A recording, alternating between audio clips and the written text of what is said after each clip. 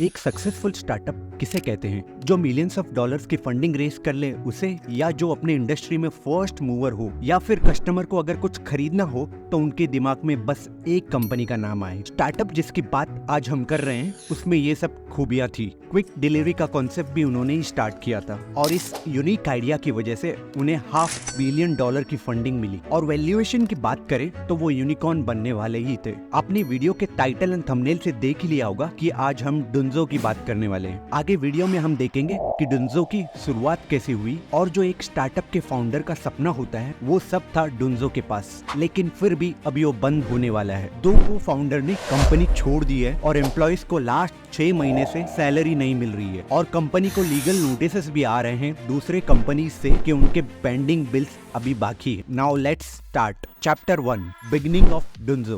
2014 में city life काफी अलग थी आज के कंपैरिजन में। होम डिलीवरी का कॉन्सेप्ट इतना कॉमन नहीं था। उस टाइम में जोमेटो ने भी जस्ट स्टार्ट किया था और स्विगी अपने ऐप पे ही काम कर रहा था। कबीर बिस्वास, डुन्जो के फाउंडर, उबर ऐप से बहुत इंस्पायर्ड थे कि एक क्लिक में ही टैक्सी घर के सामने आके खड़ी हो जाती है। उन्होंने अपना क्विक डिलीवरी का कॉन्सेप्ट अपने 3 दोस्तों को पिच किया और वो को फाउंडर बन गए। Chapter 2, first investor. डुन्जो एक व्हाट्सएप ग्रुप से स्टार्ट हुआ जहाँ लोगों को जो चाहिए रहता था वो ग्रुप पे डाल देते थे और कबीर खुद सुबह से लेकर शाम तक डिलीवरी करते रहते थे। ऐसे एक व्हाट्सएप डिलीवरी के टाइम कबीर ने साहिल के घर पे ऑर्डर डिलीवर किया और साहिल को ये आइडिया बहुत पसंद आया और वो डुन्जो के फर्स्ट इन्वेस्टर बन गए। इन्वेस्टमेंट के बाद स्टार्टअप ग्रो होने लगा। 2016 में 15,000 मंथली ऑर्डर से लेके 20 लाख ऑर्डर तक पहुंच गए 2021 तक और ये 6 साल में 130 गुना ग्रोथ मिली। हालांकि वो अभी भी प्रॉफिट में नहीं थे, बट उनका मेन फोकस था न्यू कस्टमर को अक्वायर करना और वो बहुत अच्छे से कर रहे थे। चैप्टर 3,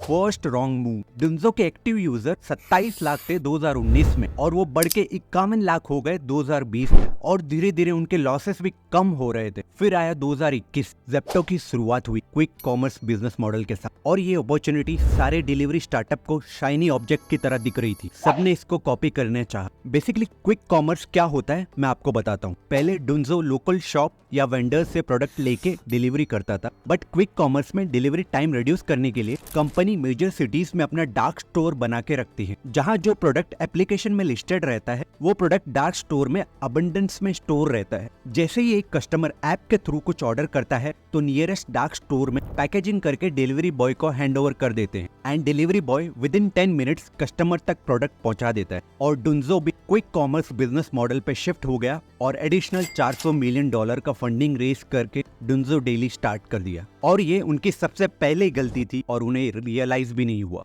ये सेम बिजनेस मॉडल पे Zepto, Blinkit, Swiggy, Instamart, big basket सब काम कर रही थी और ये इंडस्ट्री ओवर क्राउडेड हो गई और डुन्जो ने अपना यूनिक फैक्टर लूज कर दिया। Chapter 4, devil investor. डुन्जो को ₹1 अर्न करने के लिए ₹7.5 इन्वेस्ट करने पड़ रहे थे और पिछले 7 साल से उन्होंने ₹1 भी अर्न नहीं किया था। जब कंपनी का सारा पैसा खत्म होने लगा तो फाउंडर्स इन्वेस्टर्स को अप्रोच करने लगे। इस बार रिलायंस ने $200 मिलियन इन्वेस्ट किया और कंपनी के 26% शेयर एक्वायर कर लिए और जिससे वीटो पावर भी रिलायंस के पास आ गई। इसका मतलब ये था फाउंडर्स को कोई भी डिसीजन लेने के लिए रिलायंस से अप्रूवल लेना पड़ेगा। टाइम के साथ साथ कंपनी के सारे फंड्स खत्म हो गए तो फाउंडर्स ने रिलायंस को अप्रोच किया और भी फंड रेस करने के लिए और इस बार रिलायंस ने रिजेक्ट कर दिया और उन्हें बाहर से भी किसी भी इन्वेस्टर से फंड लेने के लिए अप्रूवल नहीं दी। ये देख के 2 को फाउंडर ने डुन्जो क्विट कर दिया और लास्ट 6 महीने से उनके एम्प्लॉयज की सैलरी पेंडिंग है और 140 डार्क स्टोर में से सिर्फ 7 डार्क स्टोर्स अभी ऑपरेशनल है।